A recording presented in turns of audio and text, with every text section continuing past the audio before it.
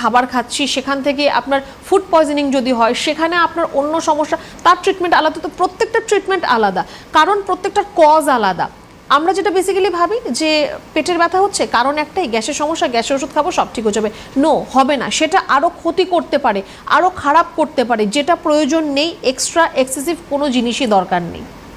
এইখানে আমার প্রশ্ন হচ্ছে, যেহেতু আমরা অনুষ্ঠানটা করছি এনবিপি ইউনানি আয়ুর্বেদা রিসার্চ সেন্টার, আয়ুর্বেদ চিকিৎসা শাস্ত্র, আমি একটা কথা বলি যে আয়ুর্বেদের কাছে অবশ্যই কোনো মানে আপনারা কোনো ভার্জিন পেশেন্ট চট করে পান না।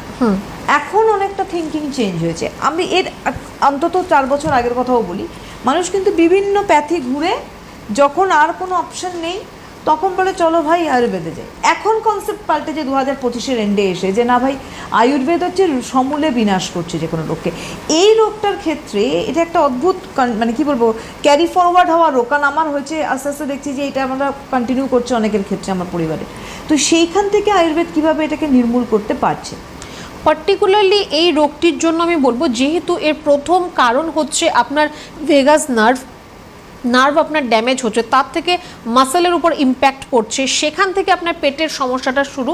তো আগে আপনাকে সেই নার্ভটাকে ঠিক করতে হবে, রেকটিফাই করতে হবে। এবার আমি যদি নার্ভটাকে ঠিক না করলাম বা যে মাসেলগুলো রয়েছে সেটাকে ঠিক না করলাম, পেটের আমি ট্রিটমেন্ট করলাম, তাহলে কিন্তু আপনার সমস্যার সমাধান হবে না। হয়তো ইনিশিয়ালি হবে, পরবর্তী সময় আবার অ্যাজ ইট ইজ কিন্তু আপনি এক জায়গায় চলে আসবেন।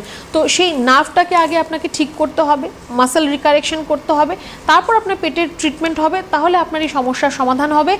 আর সব নিয়ে আমরা